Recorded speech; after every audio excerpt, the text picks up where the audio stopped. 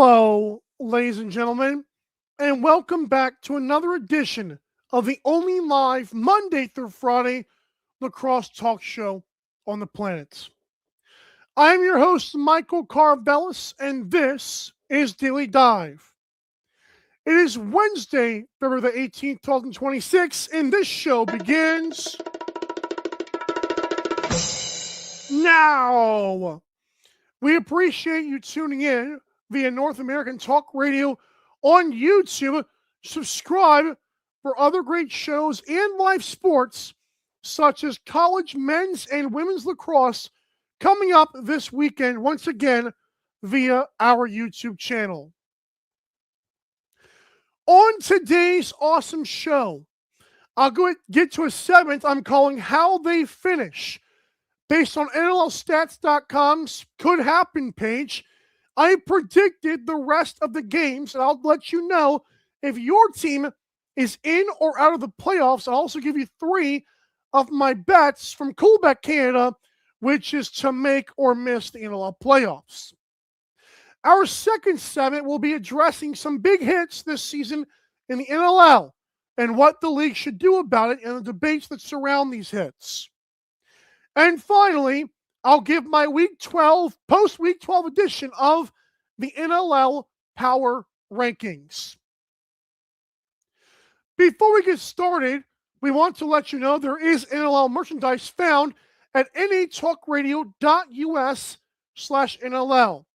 They have everything from team hoodies to player name shirts, and of course the new NLL Unboxed merchandise. Get it all at natalkradio.us/NLL. Graham Perro has a website called NLLstats.com that helps broadcasters and fans alike look up stats in real time on the NLL. It's easy, it's fun. There's some features that people like Adam Levy find interesting to tweet about. One of the ones that is the most fun for fans is called Could Happen. If you look on the left side of the page on NLLstats.com, it is underneath the standings in the team defense and offense. You'll find it could happen with 3 dots next to it. Now, this segment was originally going to be just where I think teams will finish, but I decided to add a little bit of fun and a little bit of putting my money where my mouth is by also combining this with Coolbet Canada's new graphic of to make or miss the playoffs. Now, I did not pull that up currently. I might do that here soon, but just know that actually I'll go ahead and post it out. I don't think Pat Gregoire will care here. Here is okay, well, it's not going to, of course, it's not going to show up. It's going to save us something else stupid. Regardless of that, I will get to 3 of those things that I'm looking at, all right? And we're going to try to keep it within the minus 150 or greater odds range, all right? So currently in the NLL standings, you have the Saskatchewan Rush at 9-1, the Mammoth are at 8-2, in third place with the Swarm at 7-3, Vancouver's in 4th at 6-3. Toronto and San Diego are both at 5-4. 7th place is Ottawa Black Bears at 6-5. And 8th place is the Las Vegas Desert Dogs at 4-5. Then you have Rochester, Buffalo, and Halifax in the hunt for the playoffs. And then what's left of Philadelphia, Calgary, and Oshawa. Now, again, I told you guys on NLLstats.com that could happen feature. You can click, predict every game. Just pick the winner. You can do this feature called Win All or Lose All, and to see, how much of a chance your team has of making or missing the playoffs right now. Now, I know Oshawa Firewolves fans and Philadelphia Wings fans are going crazy wondering, is there a chance? Probably not. So I'm not going to go there. But I do want to pull up what I think is going to happen the rest of the season. And that reads as follows. Saskatchewan Rush, I believe, will lose 1 more game. I think they're actually going to split with Buffalo and finish the season at 16-2. Coming up in second place, I think Colorado stays there. I think they finish 15-3, and I believe I have them. Yeah, they also lose one more game this season. Vancouver, I'm going to say finishes 13-5. They've got a tough schedule coming up, but I think they only lose 2 from here on out. I think Georgia does stay back at number 4, finishing off with a 12-6 record, as I think they will also lose 3 more games. I believe that San Diego will make the playoffs at 11-7. Give me Ottawa with the Jeff Teat Club at 10-8. I think Buffalo gets in at 10-8. And I think Rochester gets in at 9-9. I do believe Toronto has a chance at 7-11. I think Las Vegas has a chance at 7-11. Halifax, I've got the wheels falling off at 5-13. Philadelphia and Oshawa both finish with 4 wins. And Calgary brings up the rear at 3-15. Now, of all those things I told you, I've got 2 bets on my list that are right here, and one of them I think you should consider, even though I am a little bit different. To make the playoffs on Coolbet Canada, the Buffalo Bandits are at -143. I think that right now should be almost a lock in people's brains. I know Buffalo's been up and down this year and kind of down in recent weeks, but I think their win against Halifax showed they are going to get in, whether it be a 9-9 or 10-8 record. I think Buffalo gets into the playoffs. I think they're going to be okay. Now, I don't know if they get past the first round. Would I, if I am Saskatchewan, Colorado, or Vancouver, do I hate to see them in the first round? Yes, I do. But I think they get in, and that's what matters right now. -143. Also on my predictions next to me, Toronto Rock to miss the playoffs is at -104. I do think getting bounced by Colorado left a sour taste in my mouth. I know Colorado is great.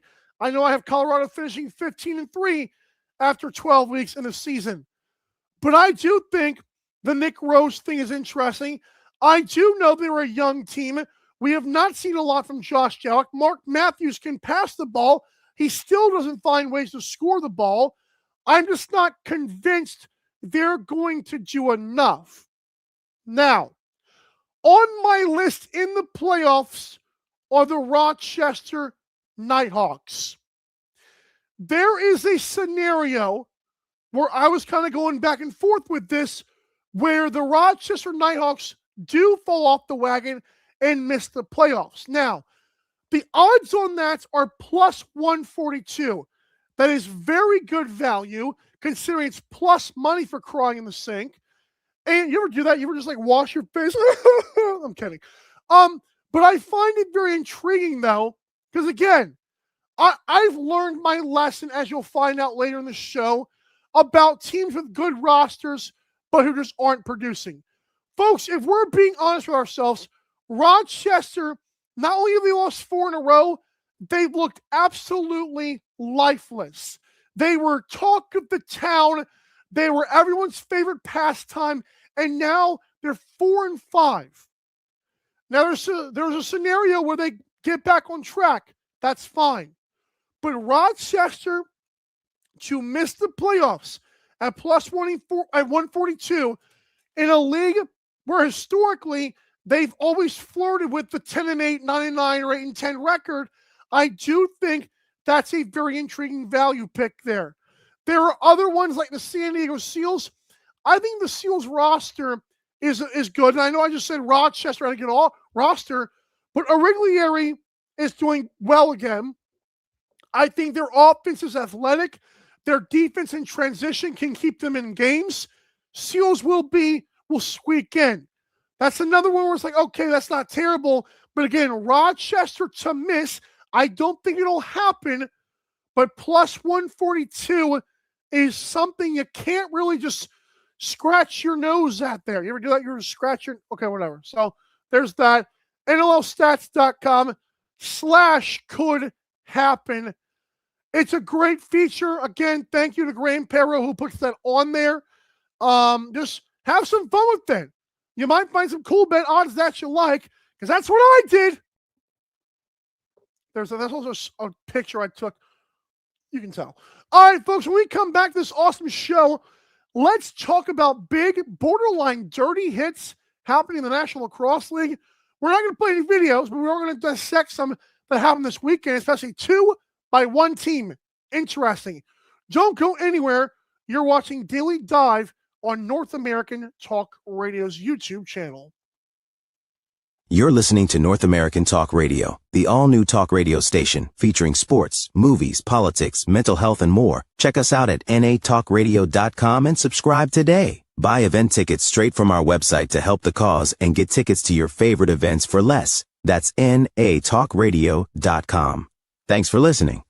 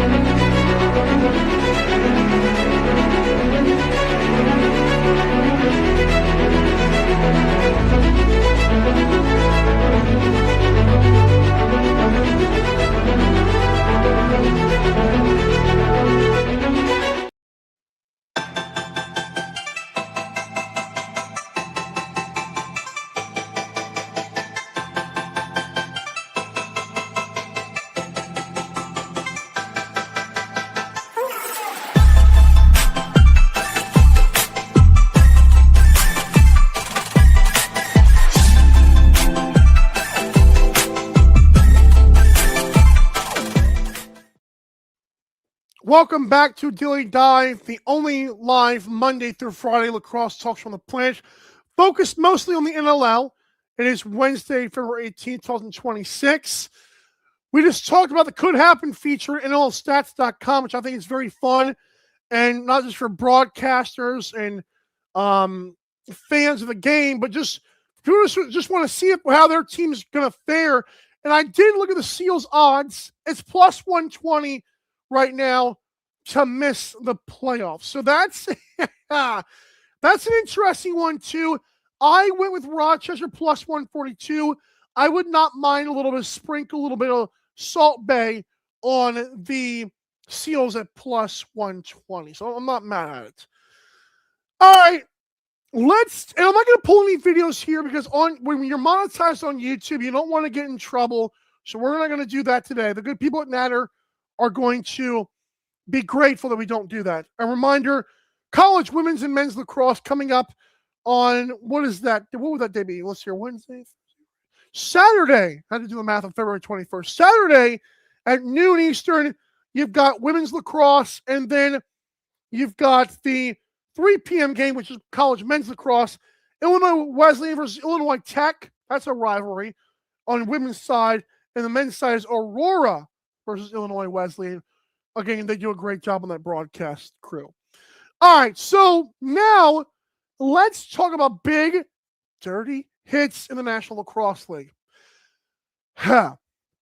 It's funny how we've gone, like, I remember when Elijah Gash KOing Zach Belter was an interesting one. Like, fights usually get us going, like, in terms of people outside the NLL, kind of looking at the sport. I know the Rylan Hartley, like, his big hurrah this season was the fight with Nick Damoud, where he's like, this is my, house. Oh, how the mighty have fallen with Rylan Hartley after that hit that everyone dubbed as just dirty and terrible, and he should be kicked out of the league. And then we were fine with a pregame fight. And now we've transitioned that conversation into this one about which dirty hits should the NLL really look at, and should these guys face fines or suspensions? Okay. I could be wrong here, so I'm not making a report here, even though I'm known for breaking news sometimes. I would be surprised if Elijah Gash's hit warranted or got a suspension from the league. Now, whether it warranted one, I don't know. I want to let people again, that no one wants to have this conversation, but the Rowland Hartley hit was not bad unless you remember what Alex Bouquet did to a guy, all right? No one will admit that, but the people who called that out know very well that's exactly what they were thinking, all right? Elijah Gash drops his shoulder into Tim Edwards' rib area, and it's like, oh, well, sure, he should have been ejected. What about that suspension? Okay. I find it interesting that the same people who called out Rowland Hartley are going to act like Tim Edwards was not also defenseless. I also want to get one argument out of the way now. I think fans are not serious and being dishonest with themselves when they say, well, what about the hospital pass? Because I know a lot of Rochester people who seem to be very weird at this point, in my opinion. They said, what about Del Bianco's hospital pass? And he shut them up very quickly. He was like, guys, if I knew that was going to happen, I'm not throwing the pass. Now, I'm not saying I agree that what Hartley did was okay or not okay. What Del Bianco said is true. And it should be viewed as, hey, you're not expecting your guy to get deceased in the middle of the field, all right? I don't care if the pass from the Mammoth player was behind him. Elijah Gash knows better. And first of all, I do think it should have stayed a 5. I know that maybe the refs suddenly got in their heads, it's below the neck. In my opinion, just because we're all obsessed with concussions, isn't a broken rib and a collapsed lung, aren't those things also very big injuries? Like, I don't like the idea of, well, it's not the neck or the head, so he's not going to get a concussion. What? I don't like that conversation. I think a big nasty hit is a big nasty hit. And just because like 20 years from now, what's going to be popular in people's minds? If it's not concussions, will it suddenly be the heart or rib area? I don't know, man. But I don't like when we say certain parts of the body are okay. And I know the NFL sets that stupid standard. But if you take on a guy's kneecap, take on his head, it's the same thing. They both do life-altering damage. But part of me is like, okay, you also have these guys are professional athletes part of it. Again, I do think Elijah Gash's hit warranted a 5. I'm not happy they put it down to a 2. But again, we're playing with a bunch of stupid fire, and which side of the aisle, like which side of people do you want to piss off? Old traditionalists are like, oh, you're ruining the game by making it soft, which I think those people are barbaric and absolute a-holes when they say stuff like that. Like, I don't know why.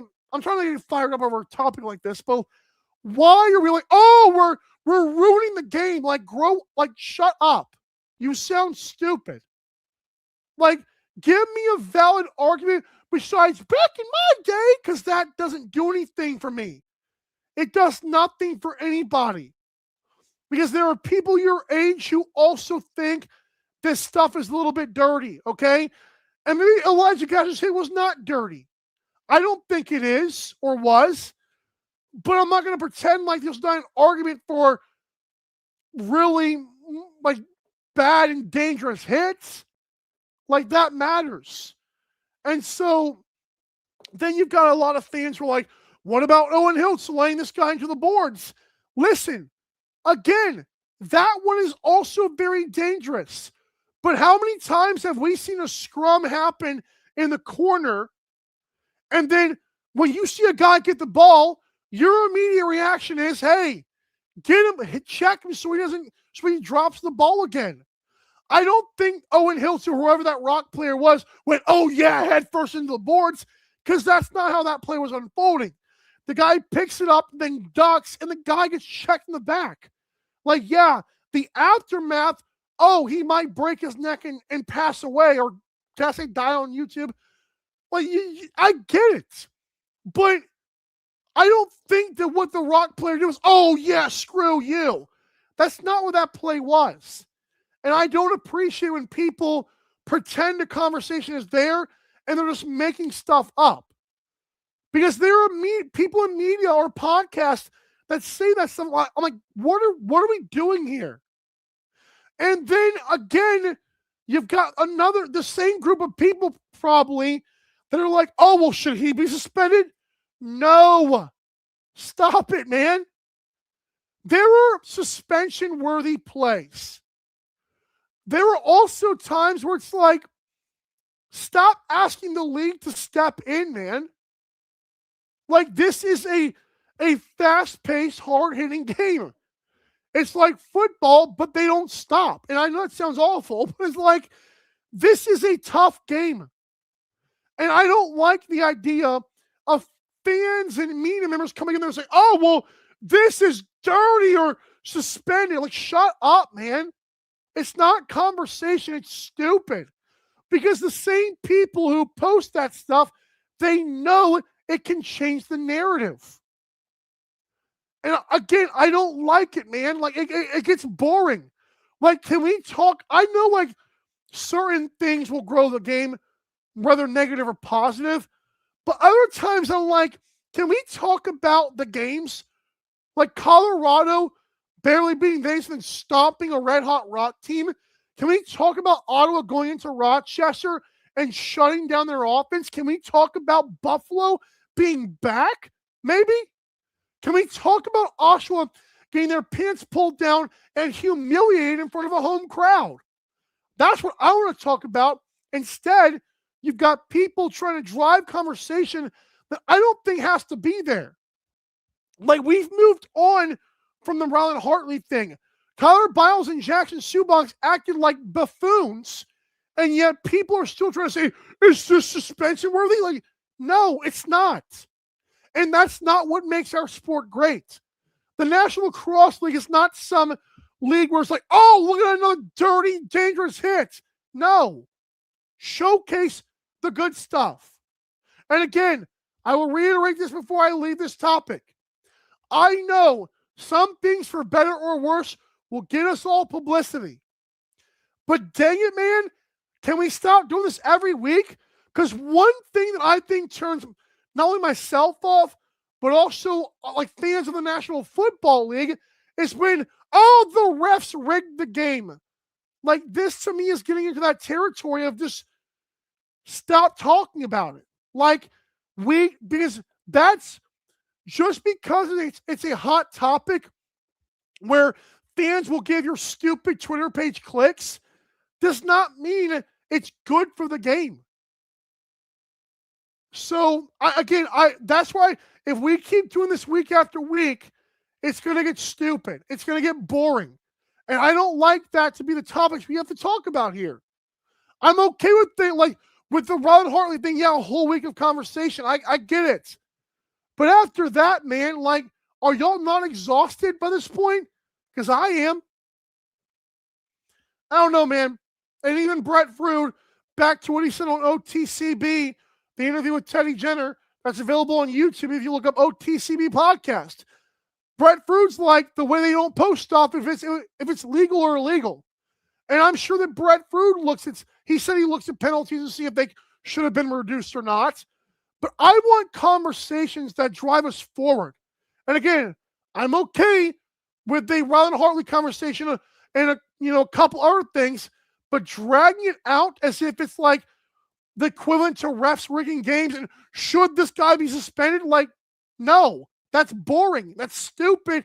It's pointless. It's also, again, selfish by the people who post it. Because at that point, you're not growing the game. You're like, I want another 5 cents from Twitter. Like, suck it up, man. Like, talk about something else. There's other controversies like, hey, is Buffalo are they still on a 4P track?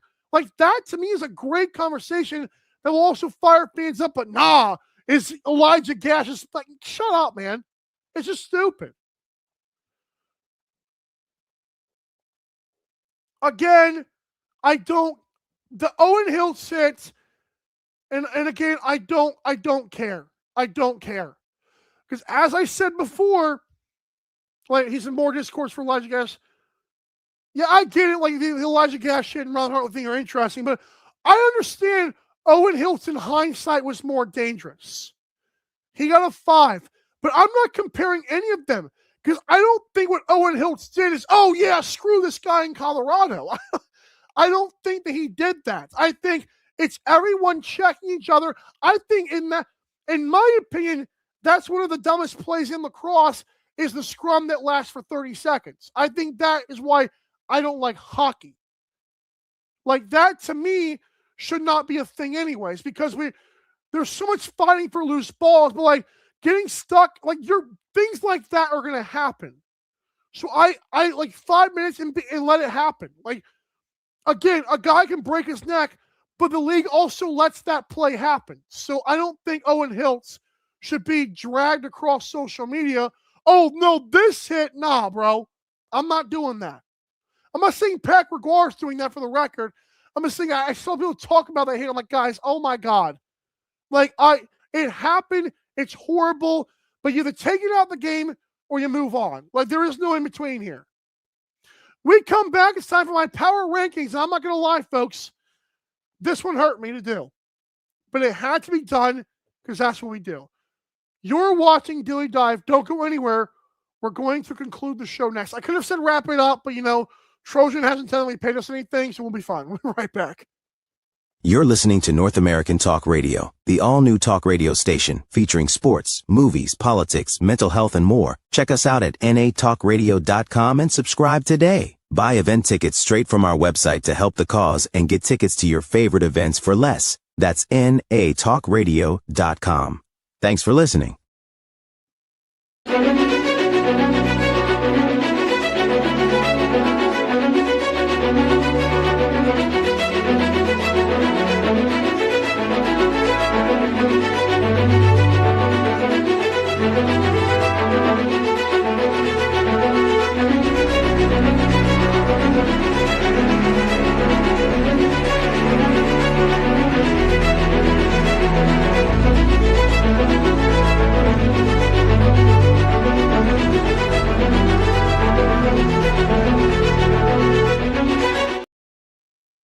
You're listening to North American Talk Radio, the all-new talk radio station featuring sports, movies, politics, mental health, and more. Check us out at natalkradio.com and subscribe today. Buy event tickets straight from our website to help the cause and get tickets to your favorite events for less. That's natalkradio.com.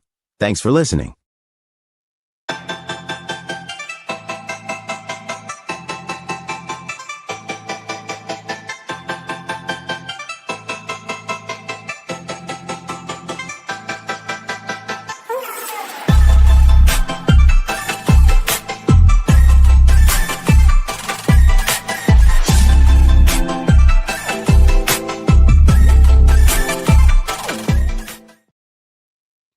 Welcome back to Dilly Dive, the only live Monday through Friday lacrosse talk show on the planets. This is Dilly Dive. I'm your host, Michael Karvelis, on this Wednesday, February 18th, 2026. Earlier today, I got to my could happen and my best bets based on the Cool Bet Canada's to make or miss the playoffs. I said Buffalo to make at minus 143. Toronto to miss at minus 104 is intriguing. Rochester to miss at plus 142. And also, if you got frisky, San Diego to miss at plus 120, also very interesting. I feel like one of those three misses are going to hit. Does that make sense? Like, one of those three to miss are going to make? Hey, like that, okay, whatever. Then we talk about the big hits, maybe dirty hits. I wish the conversation, I feel like people who post that stuff after a while, it's like, okay, man, you're kind of like the pages on Twitter that are like, oh, should this have been a penalty? Did this cost them the game? Like, no. Like, let it die, man. Let it go. All right, finally, it's time for my NLL Power Rankings. All right, so I had my could happen earlier. That does not mean it's the standings now, and it does not mean it's my power rankings. So, first of all, we're going to get to my 9 through 14. It hurt, man. It hurts bad. Man, Oshawa's at 14.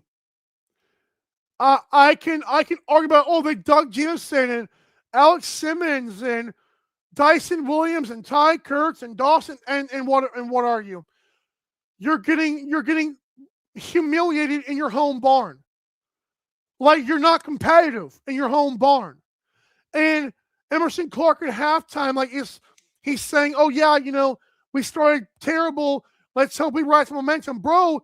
You guys are down 9-1, and like Glenn Clark said in the post-game interview, or the post-game press conference, Lucas Argier asked him, "Hey, any positives?" He said no like 50 times because he's right. It's bad, man. I can't. I'm not backing this. I can't back you anymore if that's what you're going to roll out. How desperate do the Firewolves have to get before they realize some major changes are needed? And that includes trading players away. I'm not going to sit there and act like Dyson Williams is safe or Alex Simmons is safe or Doug Jamison is safe or the coach is safe. All of those things must be considered because obviously it's not working. Now, would I fire the coach first? Yes. Would I trade Ty Kurtz or other smaller name players first? Yes. But nothing is off the table right now, in my opinion, for Oshawa. They have been that disappointing now for consecutive seasons. Calgary up to 13. Congratulations. Philadelphia State's put at 12. Las Vegas, I can't move them up yet. Now, I can move them past Halifax, but I don't want to drop Halifax 3 spots because they lost by 1 to Buffalo. Seals at number 9, but they are climbing fast and could go on a very big trajectory here. All right. Sask, Colorado, Vancouver, Georgia, still the top 4 for me. Buffalo did climb 2 spots. I think 4 and 5 feels a lot better for them than it does other teams because they did flex against Halifax. Early on, the offense worked and their defense did its thing in the end. Rochester falls a spot. Just like San Diego can keep climbing, I think Rochester's going to fall a lot if they don't fix it soon. Because, like I said with Oshawa, I'm learning sometimes your roster, if you ain't playing good, are you even good? And, I hate saying that, but it's true. Toronto drops a spot. They got blasted by Colorado. I don't mind it, but you have to drop something there. And Ottawa is up to the 8th spot. And I said earlier, my could happen. I've got the Blackbirds finishing 10 and 8, which means Jeff Teat might win MVP. Oh, wait. Brett Dobson. It's unfortunate, man, if Jeff Teat cannot win MVP when his team makes the playoffs because Brett Dobson turned to God. That's brutal, man. That is brutal. But there you go. There's my power rankings. Kurtz, sure. Do anything. No, and again, I completely agree with that. But like I said, ownership be darned. I don't care. Because like I said, while I think those guys should be last resort, I'm not a fan of we'll keep this guy. Okay, well, you keep that guy and you keep screwing up. Eventually it's going to fall down like I said, they're the last part of the ladder here, but they're going to start with coach and then player here and then player there, and it might end up at you. The hope is you don't go to that point. But my point with that was, at this point, you're so bad, all options are on the table until you figure it out. And you start from step 1. And if you get to step 10, it's Dyson or the other guys, fire away. I don't know what to do at that point. I feel like there's something to fix this team. I wish I knew what it was. But that's my power rankings. It's not a fix Oshawa segment, even though I suddenly have a really good idea for tomorrow. But is that going to stress me out too much? I don't know, man. I don't know. Because I feel like the simple answer is fire Glenn Clark and see if a new voice helps. I don't even know if it's that simple sometimes. So that's do I really want to? I don't know if I want to do that tomorrow. I don't think I do. There's another one by Mimico Trike. Yeah. All right, folks, that's it for today's show. We appreciate you tuning in. Again, NLLstats.com/could happen. Great stuff there. If you live in Canada, outside of Ontario, I'm kidding. If you live in Canada, the Cool Bet Polar Bears will provide you those to make or miss playoff odds. It's fun stuff, man. Tomorrow we got creating the narrative for Week 13. Only 4 games, so that should be a quick little segment there. Friday we got pick 'em and best bets again. We'll see what else happens tomorrow as well. But this has been Dilly Dive. See you guys tomorrow, same time, same place. Let's get out of here, guys. Enjoy the rest of your hump day, and thanks for tuning in.